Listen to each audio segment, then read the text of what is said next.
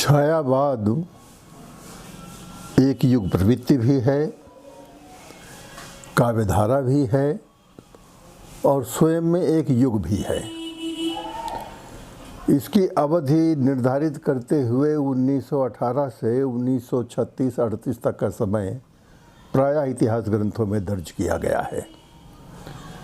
बहरहाल उसने अपने इतिहास की एक शताब्दी पूरी कर ली है, इसलिए इधर कई स्थानों पर संगोष्ठियाँ हुई हैं, उसका पुनर्मूल्यांकन हुआ है, हो रहा है। और मैं देख रहा हूँ कि हिंदी साहित्य के इतिहास में ये अकेली एक युग प्रवृत्ति है जिसका शताब्दी समारोह मनाया गया है।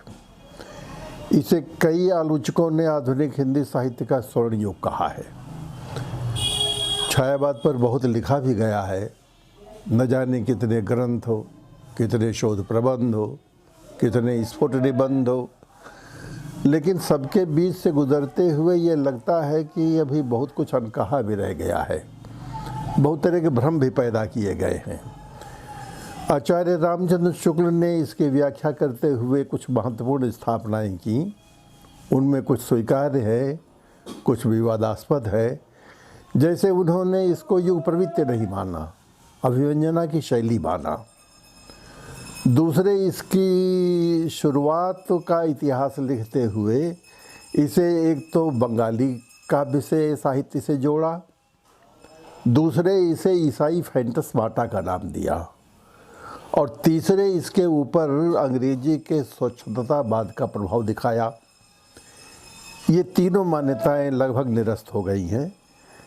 बंगला साहित्य के बहुत निकट संपर्क में रहे हैं आचार्य हजारी प्रसाद द्विवेदी। उन्होंने लिखा कि बंगाल में ऐसी कोई धारा नहीं चली। ईसाइयों का फैंटस्माटा और उनका रहस्यवाद और रोमांटिसिज्म छायावाद से बहुत भिन्न है। इसी तरह से अलग अलग कई विचारकों ने, किसी ने उसे दर्शन के आलोक में देखा, किसी ने उसको सामाजिक संचेतना की दृष्टि से परखा। सबकी अपनी अपनी बद्ध दृष्टि रही है। कुल मिलाकर के ये कह सकते हैं कि अनेक विवादों से घिरे होने के बावजूद हिंदी साहित्य में उसका जो स्थान है, जो उसका महत्व है, इसे कोई अस्वीकार नहीं कर पाया है। छायावाद कैसे जन्मा और इसका प्रवर्तक कौन है, इसको लेकर एक कहावत जैसी चल पड़ी है कि 1920 में जबलपुर से प्रकाशित होने वाली श्री शारदा नामक पत्रिका में मुकुटधर पांडे ने पहली बार एक लेखमाला प्रकाशित की और उसी से छायावाद शब्द रूढ़ हो गया। इसमें संशोधन करने की आवश्यकता है। मैंने ये पाया कि छाया शब्द प्रसाद जी का रूढ़ शब्द है और वे बहुत अरसे से उस शब्द का प्रयोग करते चले आ रहे। 1912 में उन्होंने छाया नाम की एक कहानी लिखी जो बाद में पुस्तकाकार भी प्रकाशित हुई है। उसमें और भी कहानियाँ हैं, लेकिन छाया दर्शन की दृष्टि से वो कहानी बड़ी महत्वपूर्ण है। आगे चलकर उन्होंने प्रलय की छाया कविता में छाया की व्याख्या की। साथ ही अपने एकमात्र निबंध संकलन में काव्य और कला तथा अन्य निबंध नामक पुस्तक में उन्होंने यथार्थवाद और छायावाद नाम का एक निबंध लिखा और उसमें छाया की परिभाषा की, उसके स्रोत बताए, उसकी प्रवृत्तियों पर प्रकाश डाला और उसकी उपलब्धियों सीमाओं पर भी अपनी दृष्टि दौड़ाई। छाया शब्द की व्याख्या करते हुए प्रसाद जी ने दो आचार्यों को उद्धृत किया है। उनमें एक हैं आचार्य आनंदवर्धन जो ध्वनि संप्रदाय के प्रवर्तक हैं, दूसरे आचार्य कुंतक जो वक्रोक्त सिद्धांत के समर्थक है। प्रसाद जी का मत यह है कि आनंदवर्धन ने छाया का जो अर्थ लिया था, मुक्ता फलेषु छायाया तरलत्वमिवांतरा प्रतिभाति यदंगेषु तल्लामण्यमिवोच्यते। आचार्य कहना यह चाहते हैं कि जिस तरह अंगनाओं स्त्रियों के शरीर में, उनके मुखमंडल में एक विशेष प्रकार की कांति या दीप्ति प्रतिबिंबित होती रहती है, वो सौंदर्य की छाया है। जैसे मुक्ता फल के भीतर मोती के अंदर आभ होता है, वो झिलमिल आभा भीतर भीतर हिल्लोलित होती रहती है। उसी तरह से मुखश्री में जब वो आभा हिल्लोलित होती दिखाई दे उसको छाया कहते हैं, और वही लावण्य है। इसी की और पुष्टि करते हुए और थोड़ी अभिवृद्धि करते हुए आचार्य कुंतक ने कहा था कि छाया स्त्री के लज्जा भूषण की तरह होती है और वो प्रतिभाषित होती है, प्रतिभाति यदंगेशु, वो उसी तरह से आभासित होती रहती है। उसमें एक विशेष प्रकार की वक्रता और विच्छित्ति आ जाती है। इसकी व्याख्या करते हुए उसी निबंध में प्रसाद जी ने लगभग 1 दर्जन पारिभाषिक शब्दों का प्रयोग किया। वे कहीं वैदग्ध भंगी भणित का नाम लेते हैं, माने छायावाद वो हो जिसमें वाणी की विदग्धता हो, छायावाद वो हो जिसमें उपचार वक्रता हो, छायावाद वो हो जिसमें लाक्षणिक विधान हो, छायावाद हो जिसमें आंतर रूप सादृश्य हो, छायावाद वो जिसमें अनुभूति की प्रगाढ़ता हो। तो ऐसे बहुत सारे शब्द दिए हैं और उन सारे शब्दों का व्यावहारिक अर्थ यह निकलता है कि छायावाद हो अभिधा छोड़ करके लक्षणा और व्यंजना के माध्यम से कही हुई कविता है। वो प्रतीकों की भाषा में चलती है, वो बिंबों का सहारा लेती हुई चलती है और वो व्यंजना की एक बड़ी अनूठी पद्धति है।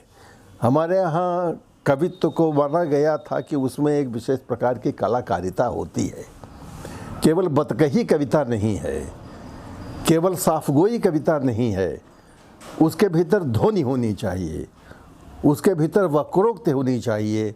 तो जब तक ध्वनि और वक्रोक्त सिद्धांत, उपचार वक्रता शब्द का प्रयोग उन्होंने किया है, पूरी तरह समाहित नहीं होते तब तक वो अच्छी कविता नहीं हो सकती। ये प्राचीन आचार्यों की मान्यता रही है और प्रसाद जी ने छायावाद की व्याख्या करते हुए उन्हीं का सहारा लिया।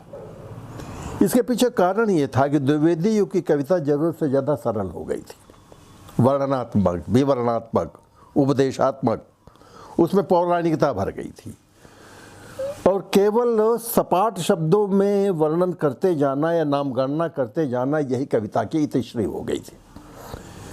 बड़ी चर्चित कविता है प्रसाद जी की, मैथिली शरण गुप्त की, अहो ग्राम्य जीवन भी क्या है, क्यों नहीं से सबका मन चाहे, थोड़े में निर्वाह यहाँ है ऐसी सुविधा और कहाँ है, काशी फल कुष्मांड कहीं है, कहीं लौकियाँ लटक रही हैं। अब ये लौकियाँ लटकना कविता के विषय नहीं हो सकता, इसमें कहीं किसी प्रकार का चारुत्व तो नहीं है, इसमें कहीं किसी प्रकार का कलात्मक वैभव नहीं दिखाई देता। यह अखबारी भाषा है, जनसामान्य की बोलचाल की भाषा है। तो इस भाषा में भी उदात्त विचार आ सकते हैं, लेकिन कविता की एक आवश्यकता होती है काव्योपम भाषा का निर्माण करना। छायावाद ने उसकी खोज की, यानी द्विवेदी युगीन इतवृत्तात्मकता की जो इति हो गई थी उसकी प्रतिक्रिया में इन कवियों ने एक लक्षणा व्यंजना गर्भित भाषा की सृष्टि की और उसके भीतर गूढ़ार्थ व्यंजना भरने का प्रयास किया। इसे कुछ उदाहरणों द्वारा समझा जा सकता है। जैसे कामायनी में ही लज्जा सर्ग में कवि लज्जा नामक मनोवृत्ति के उदय के हेतु, किस कारण लज्जा नामक वृत्ति पैदा होती है, उस पर प्रकाश डालता हुआ कहता है, कोमल किसलय के अंचल में नन्ही कलिका ज्यों छिपती सी, गोधूली के धूमिल पट में दीपक के स्वर में दीप्ति सी, मंजुल सपनों की विस्मृत में मन का उन्माद निखरता ज्यों, सुरभित लहरों की छाया में बुल्ले का विभव बिखरता ज्यों। अभी पाठक को पता नहीं चल रहा है कि किसका वर्णन हो रहा है, क्या कहा जा रहा है, इसकी बारीकी में आपको जाना होगा। बहुत सतर्क सहृदय इस अर्थ की छवियों को और उसमें पड़े हुए जो आवर्त हैं उनको उघाड़ सकता है, सामान्य पाठक की गति वहाँ नहीं हो सकती। एक बिंब बना रहा है कवि। कवि कहता है कि जैसे किसी कोमल सुकुमार कोंपल के भीतर छिपी हुई कलिका होती है, जब वो विपरीत हवा चलती है तो उसका मुंह ढक जाता है और जब दूसरी दिशा में हवा का झोंका आता है तो मुंह खुल जाता है, यानी कभी उद्घाटित कभी अनुद्घाटित। उसी तरह से अब इतना अर्थ आपको अपनी ओर से जोड़ना होगा। उसी प्रकार है लज्जा नामक मनोवृत्ति, यह स्थायी भाव नहीं है, यह संचारी भाव है। ये सुंदरी के मुखमंडल पर कभी जागृत हो जाती है, इसके अनुभव दिखने लगते हैं और कभी विलीन हो जाती। आगे कह रहे हैं गोधूली के धूमिल पट में, जैसे रात्र में आप एक तीली भी जलाएंगे तो दूर से दिखाई देगी, दिन की धूप में कितना भी जलाएं वो दीपक नहीं दिखाई देगा। गोधूली वेला की स्थिति बीच वाली है, उसमें जलता हुआ दीपक, उसकी लौ कभी भभकती दिखाई देगी और कभी सिमटती दिखाई देगी। यानी यह अभिवृत्ति, यह मनोभाव बढ़ता घटता हुआ दिखाई देता है, सदैव एक स्तर पर और एक मात्रा में ही नहीं रहता। तीसरा बिंब आप देखें उससे भी ज़्यादा सूक्ष्म है। वो कहते हैं कि जैसे सपनों की विस्मृति में, मंजुल स्वप्न कोई देखा हो आपने और देख करके जाग गए हो, अब उस स्वप्न को पकड़ना चाहते हैं, बड़ा सुखद स्वप्न था, लेकिन जैसे पकड़ने की कोशिश करते हैं स्वप्न की कड़ियाँ हाथ से छूटती चली जाती और तब मन में उन्माद पैदा होता है। तो मंजुल सपनों की विस्मृति में मन का उन्माद निखरता ज्यों, उसी तरह से पहली बार जब लज्जा नामक मनोवृत्ति किसी किशोरी के मस्तिष्क में पैदा होती है तो उसके मन में उन्माद जागृत हो जाता है। आगे लज्जा का और श्रद्धा का जो संवाद दिया है उसमें बड़े विस्तार से बताया है। श्रद्धा बार बार पूछ रही है कि मेरा जो प्राकृतिक जीवन है, एक सहज मानवीय जीवन, वो जीने का अधिकार मुझे क्यों नहीं मिल रहा। मैं अट्टहास करना चाहती हूँ लेकिन स्मित बन जाती तरल हंसी, नैनों में भरकर बाँक पना, मैं खुलकर हंस नहीं सकती, खुलकर बोल नहीं सकती। ये लज्जा नामक वृत्ति उसी को संबोधित करती है कि तुम हृदय की परवशता बनकर मेरे ऊपर आई हो। अंत में लज्जा उसको समझाती है कि देखो क्या कहती हो ठहरो नारी, तुमको विचार करना होगा। चंचल किशोर सुंदरता की मैं करती रहे रखवाली, मैं वो हल्की सी मसलन हूँ, अपनी उपयोगिता बताती। तो ये मंजुल सपनों की विस्मृति में मन का उन्माद निखरता ज्यों। और चौथा बिंब दे रहा है सुरभित लहरों की छाया में। तरंगे सुरभित हैं, ये वायु तरंगे हैं, इनके संस्पर्श से जल तरंगे भी सुरभित हो गई और ये जल तरंगें बहती हुई जब उछाल मारती हैं तो उसके नीचे वक़ूम बन जाता है, अंतराल बन जाता है, उसमें बुदबुदे पैदा हो जाते हैं। यह है सुरभित लहरों की छाया, उसमें बुल्ले का विभव बिखरता जो, उसके भीतर बुदबुदे पैदा होते हैं और फिर मिट जाते हैं। उसी तरह से ये भाव पैदा होता है और मिट जाता है। तो इसमें आप देखिए कि यह उपमान प्रधान कविता नहीं है, इसमें उपमेय दिए गए हैं, उपमानों का नाम नहीं लिया गया। इसमें कोई योजक वाक्य नहीं है, कोई क्रियापद नहीं है। ऐसी सूक्ष्म व्यंजना के माध्यम से कही गई कविता जिसमें भाव नहीं आता, भाव की छाया आती है, बिंब नहीं आता, बिंब की छाया आती है। जितने भी हमारे इंद्रिय बिंब हैं जो चाक्षुष बिंब कहलाते हैं, तो उसका स्थूल रूप ये नहीं वर्णित करते हैं, स्थूल की जो प्रतिच्छाया होती है उसका वर्णन करते हैं। क्योंकि कला शास्त्रियों की मतानुसार स्थूल वस्तु उतनी सुंदर नहीं होती जितनी सुंदर उसकी छायाकृति होती है। किसी वृद्ध के चेहरे को आप फोटोग्राफी कैमरे द्वारा उतारें तो जिस चेहरे को देख करके आपके मन में बीभत्स भाव पैदा होगा, दयनीयता का भाव पैदा होगा, उसी को जब एक कलाकार अपनी पेंटिंग में उतार देता है या कैमरे से उतार देता है तो उसे देखकर आप रोमांचित हो जाते, कहते बड़ा जीवंत चित्र है। इसी तरह से गांव का कोई दृश्य, झोपड़ी का कोई दृश्य जब एक सीनरी के रूप में आता है, माने कलाकृति का रूप धारण कर लेता है, तो कई गुना सुंदर हो जाता है।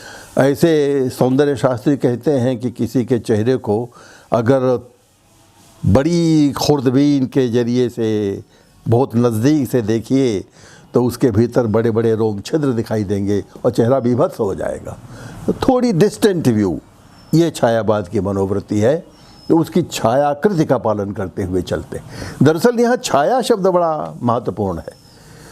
हुआ ये है कि मुकुटधर पांडे ने नामकरण तो कर दिया ये कहते हुए कि इसमें अर्थ नहीं आता, मनचाहा जो जैसा आपको सूझता हो वैसा अर्थ निकाल लिया जाता है, शब्द और अर्थ का सामंजस्य नहीं है। तो कहा तो ये जाता कि उपहास में छायावाद शब्द चल पड़ा था और उसको इन कवियों ने स्वीकार कर लिया। ये बहुत बड़ी भूल है इतिहास की। प्रसाद जी ने सोद्देश्य शब्द को अपनाया है और इसकी बड़ी व्याख्या की है। और प्रसाद जी नहीं, निराला जी ने इसको वेदों उपनिषदों से जोड़ते हुए कहा कि नभो नीलिमा सी व्यक्ति छाया, वह वेदों में अलंकृत है आज भी। तो वेदों में जो छाया उनको दिखाई देती है वह है आकाश की नीलिमा, वह है उसकी गहनता, वह है उसकी रहस्यमयता, उसके साथ इसको जोड़ा है। और इसके लिए महादेवी जी ने तो एक बहुत ही अच्छा शब्द दिया, वो था छायावृत्ति। वो कहते हैं कि कला में एक गोपन वृत्ति होती है और असली कलाकार वो है जो भाव को गोप्य बना करके प्रस्तुत करता है। तो ऐसी अभिवृत्ति बने एप्टीट्यूड जो गोपनीयता का सहारा लेकर के चलती है, वो छायावृत्ति है, वो एक विशेष प्रकार का मनोभाव है। इसी तरह पंत जी ने छाया दर्शन शब्द का प्रयोग किया है। मेरे कहने की तात्पर्य यह है कि छायावाद का जो कवि चतुष्टय है, इसने छायावाद को समझबूझ करके स्वदेश ग्रहण किया है, उसका प्रयोग किया है। इसलिए यह जो प्रवाद फैला हुआ है कि उपहास रूप में इसका नामकरण हुआ था और मजबूरी में इन्होंने इसको स्वीकार कर लिया है, यह तथ्याधारित नहीं है। दूसरी बात यह है कि छायावाद को समझने में हमारे आलोचकों ने, आचार्यों ने बहुत भ्रम पैदा किए। शायद वे अभ्यस्त नहीं थे। गद्यात्मकता का अभ्यासी पाठक वर्ग छायावाद की जो सूक्ष्म अभिव्यंजना है उसको सहजता नहीं पकड़ सकता है। इसमें जो अमूर्त विधान है उस अमूर्तता तक जाना बड़ी क्लिष्ट क्रिया है। तो हड़बड़ाहट में हमने यह मान लिया और कुछ फार्मूले गढ़ लिए। जैसे कहीं प्रकृति चित्रण है और प्रेम सौंदर्य का वर्णन है तो कहा गया यह छायावादी भावुकता है। जैसे कहीं अवसाद का वर्णन है तो कहा गया कि छायावादी अवसाद है। जैसे कहीं नियति या निवृत्ति की चर्चा हो रही है तो कह दिया गया कि ये छायावाद का पलायनवाद है। ऐसे ही कुछ पेटेंट फार्मूले हमने गढ़ लिए और छायावाद पर आरोपित कर दिए। दूसरी एक बड़ी गलती ये हुई कि छायावाद की जो समान धर्म प्रवृत्तियाँ हैं उनको छायावाद के साथ गड्ढमड्ढ कर दिया। जैसे एक प्रवृत्ति है रहस्यवाद। यह रहस्यवाद छायावाद के साथ ही नहीं पैदा हुई, बहुत पहले से हमारे साहित्य में है। वेदों से उपनिषदों से शुरू होती है और हिंदी कविता में आप देखें सिद्धों में रहस्यवाद है, नाथों में रहस्यवाद है, संतों में रहस्यवाद है, भक्तों में रहस्यवाद है। इसलिए उसको छायावाद का पर्यायवाची मान लेना आचार्य शुक्ल का सबसे बड़ा दोष यही रहा है। उन्होंने छायावाद को रहस्यवाद मान करके और रहस्यवाद से सहमत नहीं थे। पता नहीं क्यों एक दुराग्रह मन में भर गया था कि रहस्यवाद कविता के विषय नहीं हो सकता है। बड़ी मजबूरी में जब उन्होंने माना तो उसके दो भेद किए, कहा एक साधनात्मक रहस्यवाद होता है और एक भावनात्मक रहस्यवाद होता है। इनको भावनात्मक तक तो मान लिया। बहरहाल हिंदी कविता में रहस्यवाद नामक अपने निबंध में उन्होंने इस पूरे सिद्धांत को ध्वस्त किया और केवल गद्य तक ही नहीं रहे, इस पर उन्होंने पैरोडीज बनाई। कविता में उन्होंने इसका विरोध किया। काव्य में रहस्य का अनुवाद होता है जिसे लेकर निराला कोई पंथ ही खड़ा करे। यहाँ पंथ को पंथ कर दिया गया है। ऐसे मधुस्रोत नामक उनका जो कविता संकलन है उसमें छायावाद से संबंधित बहुत सारे छंद दिए गए। कुछ असंसदीय शब्द भी प्रयुक्त किए हैं। ऐसा लगता है जैसे बहुत नाराज थे। भाव है न भाषा है न भूति भांपने की आँख, शिक्षा की भिक्षा भी न पाई जिन्हें एक कन। और कहते हैं कि तमाम सारे ढोर एक कविता कानन में घुस आए हैं, इनको हाँको निकालो, ये कविता को भ्रष्ट किए दे रहे हैं। और केवल शुक्ल जी ही नहीं, मैंने ये देखा कि छायावाद को लेकर जितना प्रतिरोध और विद्रोह सुनियोजित रूप से बड़े बड़े नगरों में हुआ, वैसा आज तक किसी प्रवृत्ति का नहीं हुआ था। काशी में तो छायावाद विरोधी संस्था खोली गई, एक पत्रिका बनी जिसका उद्देश्य ही था छायावाद की कवियों की पैरोडी बनाना, उनका उपहास करना। ये जूही की कली लिखते हैं तो वो गांजे की कली और भांग की कली और चरस की कली। ऐसे ही बराबर गद्य और पद्य में विरोध होता रहा। बहुत मुश्किल से द्विवेदी युग के अभ्यासी कवि और उनके प्रेमी पाठक को ये मान पाए कि छायावाद और छायावाद का मुक्त छंद और छायावाद का अमूर्त विधान और छायावाद के ये प्रतीक, ये भी कविता के विषय हो सकते हैं।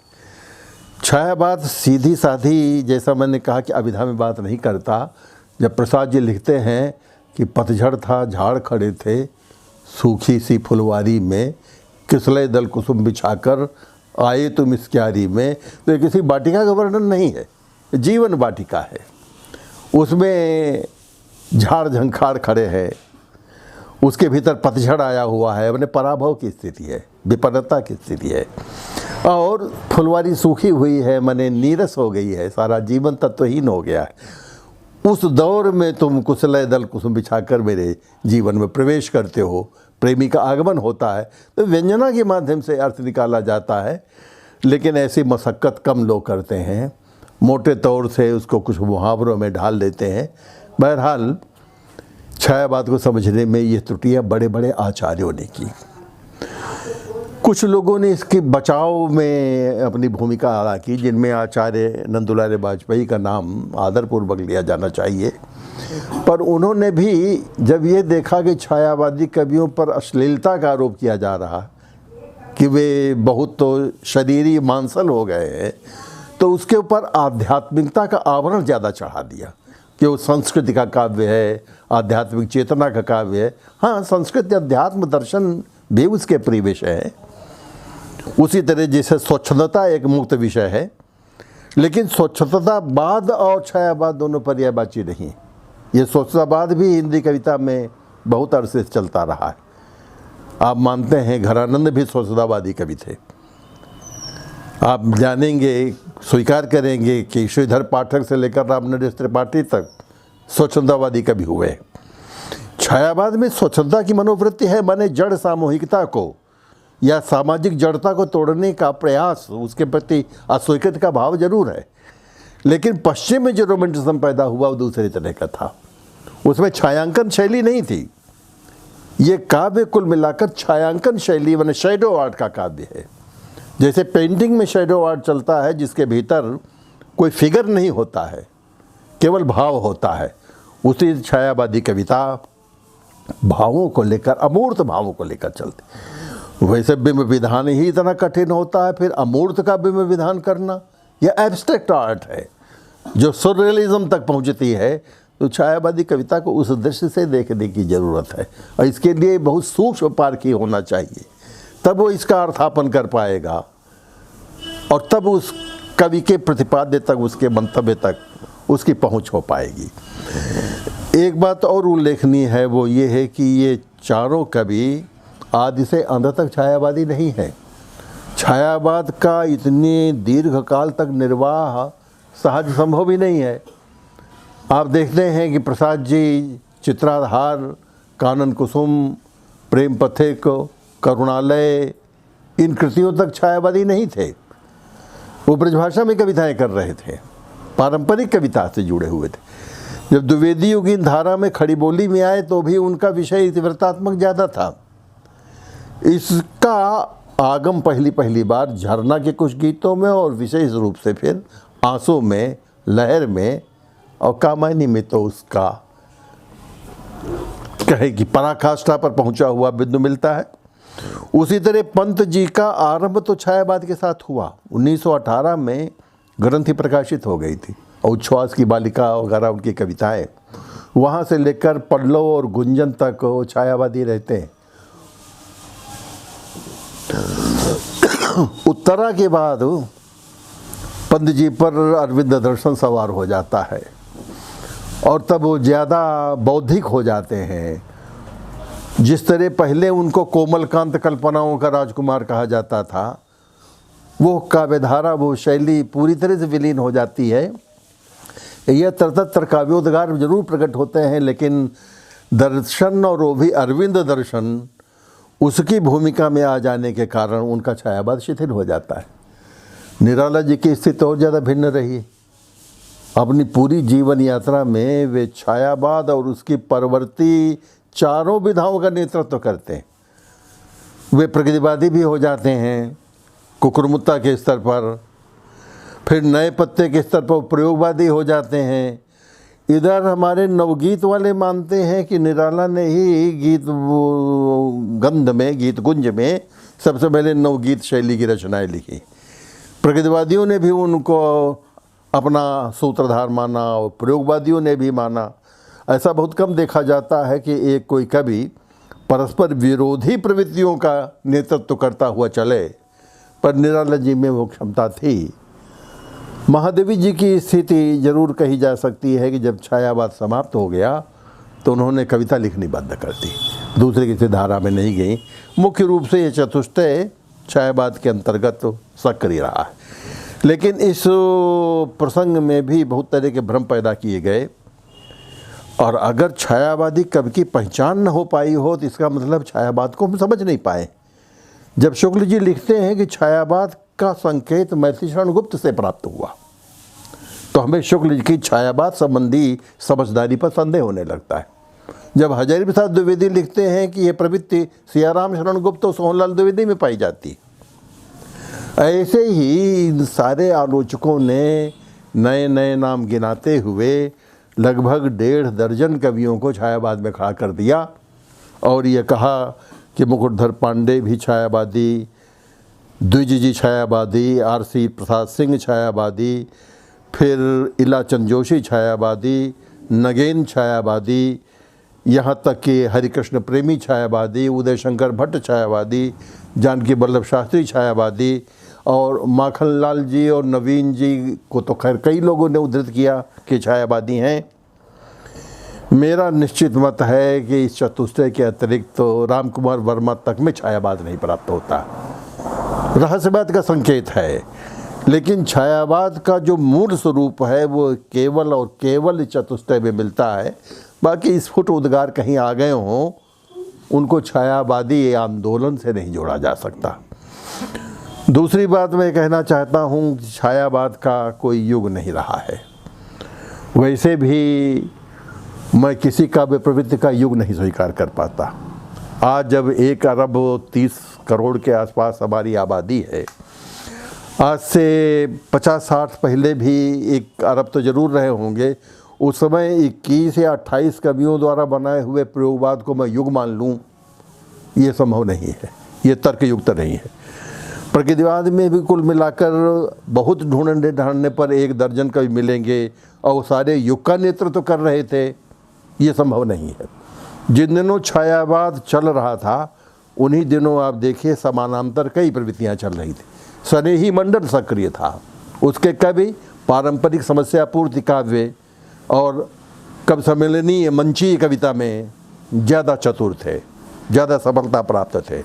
उसी समय मधु काव्य या हालावाद चल रहा था बच्चन जी का, उसमें भगवती चरण वर्मा भी सम्मिलित थे। यहाँ तक कि मैथिली शरण गुप्त ने भी उमर खयाम की रुबाइयों का अनुवाद किया।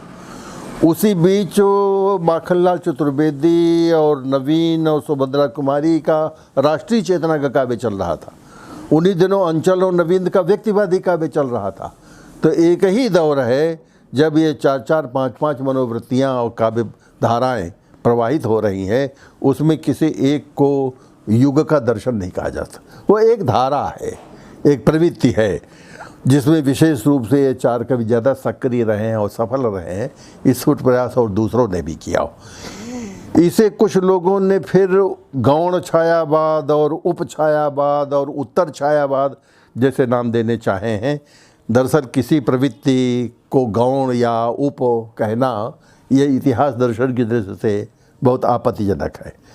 तो आवश्यकता ये है कि छायावाद की मूलभूत प्रवृत्तियों को पहले पहुंचाना जाए। जैसे सौंदर्य संचेतना के प्रति विशेष आग्रह इन कवियों में है। प्रेम स्फीत राग तत्व बहुत मुखर रूप से पहली बार द्विवेदी युगीन नैतिकता के पूरे प्रतिबंध के बावजूद इनकी कविताओं में मुखर हुआ है। आंसू जैसा काव्य उस समय लिखा गया। कवि कहता है, मुझको किसी से प्यार हुआ था, उसने छलनापूर्ण व्यवहार किया, मेरा हृदय विदीर्ण हो गया है, लेकिन फिर भी मैं उसको याद करता हूँ। यह उस युग की नैतिकता के विपरीत बात, लेकिन साहसपूर्वक इन सब ने कहा। ऐसे ही पंत जी की कविताओं में, निराला की कविताओं में ये प्रेम तत्व, ये सौंदर्य तत्व, ये प्रकृति चित्रण भरपूर मात्रा में आया। स्वच्छंदता का भाव भी, जैसा मैंने कहा, जो सामाजिक जड़ता है उसके विरुद्ध संघर्ष करने की प्रवृत्ति, जो नवजागरण चल रहा था उसकी प्रवृत्ति, फिर नियतिवादी तो नहीं लेकिन निवृत्ति का भाव इनके भीतर रह कर उभरता है। जीवन में जो संघर्ष है, जो कोलाहल है, उससे उपरत होने की चेष्टा ये कवि कर रहे हैं। कामायनी का बड़ा प्रसिद्ध गीत है, तुमुल कोलाहल कलह में मैं हृदय की बात रे मन। इसी तरह ले चल वहाँ भुलावा देकर में कहा तो गया है कि ये पलायनवाद है, लेकिन वो कभी संसार से बाहर नहीं कहीं जाना चाहता। वो सिंधु तट पर जाना चाहता है, वो संध्या काल में जाना चाहता है, माने है धरती के भीतर ही। पलायन नहीं, निवृत्ति का भाव है, उसे समझने की आवश्यकता है। उसी तरह से रहस्य चेतना भी इन कवियों में है, दार्शनिक चेतना भी इन कवियों में है। प्रसाद जी पर बड़ा गहरा प्रभाव शैवागम का है, निराला पर बहुत गहरा प्रभाव वेदांत का है और रामकृष्ण मिशन में रहते हुए अद्वैत दर्शन का है। पंत जी पर बहुत गहरा प्रभाव अरविंद का है, वैसे उन्होंने कांट को, हीगल को, उपनिषदों को, इन सब को आत्मसात किया था। महादेव जी पर बहुत गहरा प्रभाव बौद्ध दर्शन का है, उनकी करुणा का है। तो इस तरह से लोक मंगल का भाव भी इनके साहित्य में है। पंत जी ने ग्राम्य और युगांत के स्तर पर गाँव की दुनिया भी देखी थी। निराला जी का उनसे बड़ा घनिष्ठ संबंध रहा है।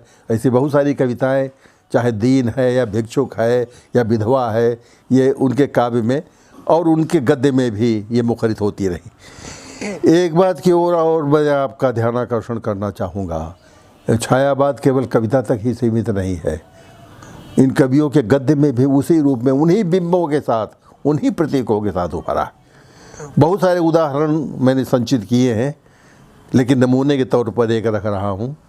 कामायनी में ही काम सर्ग में प्रेम और सौंदर्य का उदय कैसे होता है, इसका रूपक सजाते हुए कवि कह रहा है, मधुमय बसंत जीवन बन के वह अंतरिक्ष की लहरों में, कब आए थे तुम चुपके से रजनी के पिछले पहरों में, क्या तुम्हें देखकर आते यूँ मतवाली कोयल बोली थी, उस नीरवता में अलसाई कलियों ने आंखें खोली थी।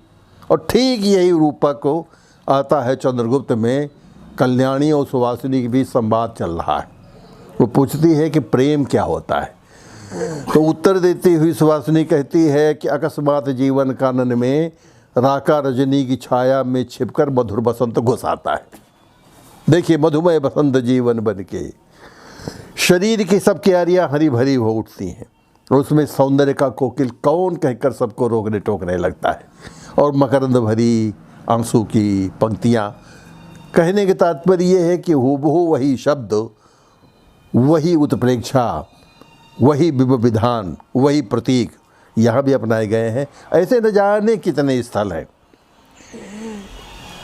अजातशत्रु नाटक में एक जगह बिंबसार कहता है कि यदि मैं सम्राट न होकर किसी थाले में खिला कोई अधफुला फूल होता और संसार की वायु का स्पर्श करके चुपचाप उसे में चू पड़ता, तो मुझको लेकर संसार में इतना हाहाकार न मचता।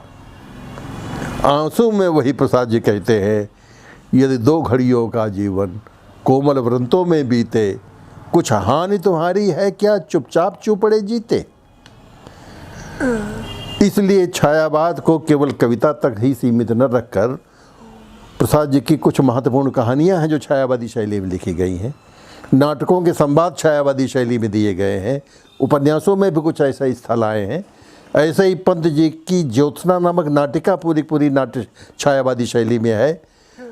उनके पल्लव की भूमिका में भी बीच बीच में ये संकेत दिखाई देते हैं, और महादेवी जी के संस्मरणों रेखा चित्रों में इस शैली का उपयोग किया गया है। तो इसका परिविस्तार भी देखने की आवश्यकता है। इस पर बहुत तरह के आक्षेप, आरोप बराबर आलोचकों द्वारा किए जाते रहे हैं।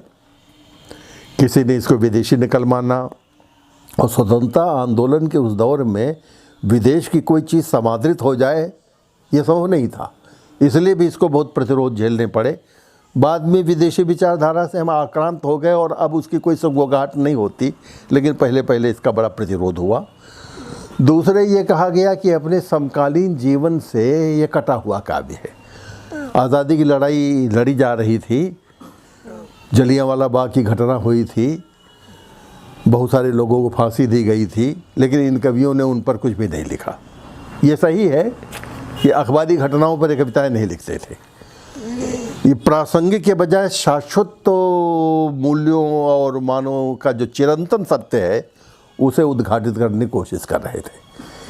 जिस तरह जलियांवाला बाग में अत्याचार किया गया, उसका उत्तर उन्होंने शेर सिंह का शस्त्र समर्पण में दिया है। जागो फिर एक बार में दिया है। सिखों का जो नवजागरण है, लेकिन वो प्रकारांतर से देते हैं। सीधे सीधे जो घटना घटित हुई, जो स्नेही युग में चल रहा था, एक विशेष प्रकार का प्रयास, सारे आंदोलन और नारे लिखने का प्रयास, उससे ये कवि दूर रहे। ये जीवन जगत केवल राष्ट्रीय संदर्भ नहीं, वैश्विक संदर्भ में सोच रहे थे। इनके ऊपर अंतर्राष्ट्रीय चेतना का बड़ा गहरा प्रभाव चाहे रविंद्र के माध्यम से पड़ा हो और चाहे आत्मचेतना के कारण पड़ा हो, वो दिखाई देता है।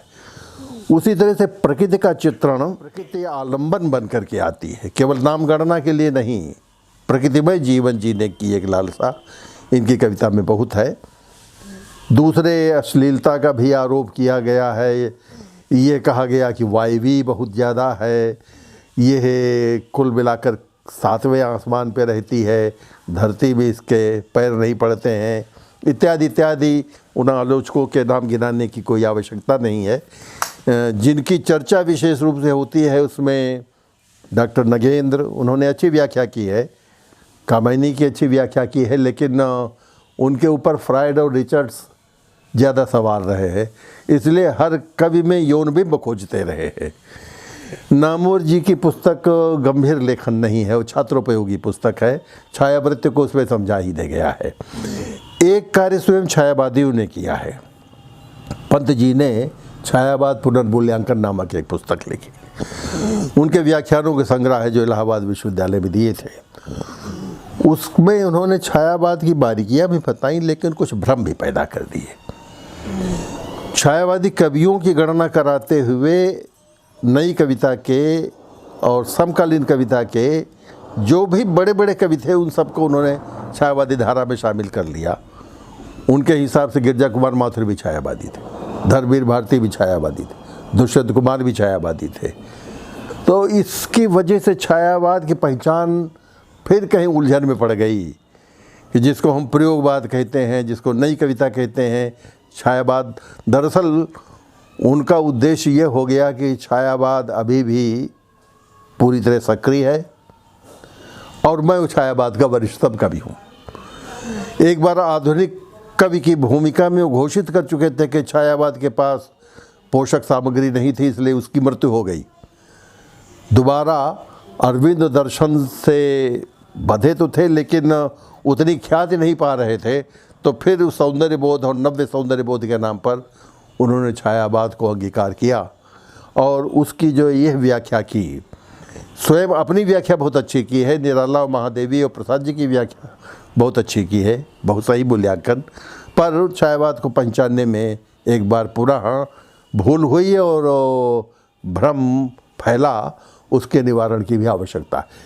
क्योंकि देखिए, कवि का कहा हुआ अकाट्य होता है, वो कवि विवक्षित जो होता है उसका सबसे अधिक महत्व है। लेकिन सहृदय समीक्षक को और पाठक को यह भी देखना होगा कि कविता क्या कह रही है, मेरा टेक्स्ट क्या बोल रहा है। हमको कविता की राह से भीतर घुसना होगा। इसलिए किसी भी समीक्षक का दिया हुआ कोई वचन आप्त वाक्य नहीं है। इदमित्थम नहीं कह सकते कि चूँकि आचार्य शुक्ल ने कह दिया है इसलिए अंतिम निर्णय है, चूँकि पंत जी स्वयं कह रहे हैं इसलिए अंतिम निर्णय है।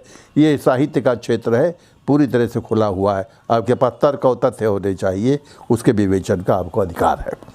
तो इस रूप में छायावाद को नए सिरे से समझने की आवश्यकता है। बहुत मोहाविष्ट होने से भी काम नहीं चलेगा।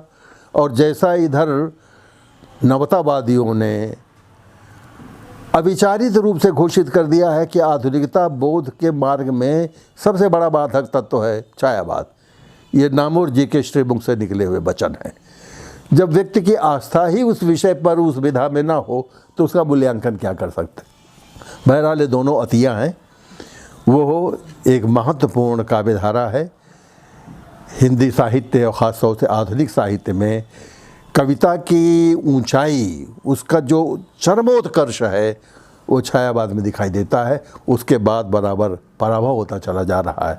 अब कविता तो ढूंढे से दिखाई देता है, तो छायावाद को ही इसका श्रेय दिया जाना चाहिए कि वो हो।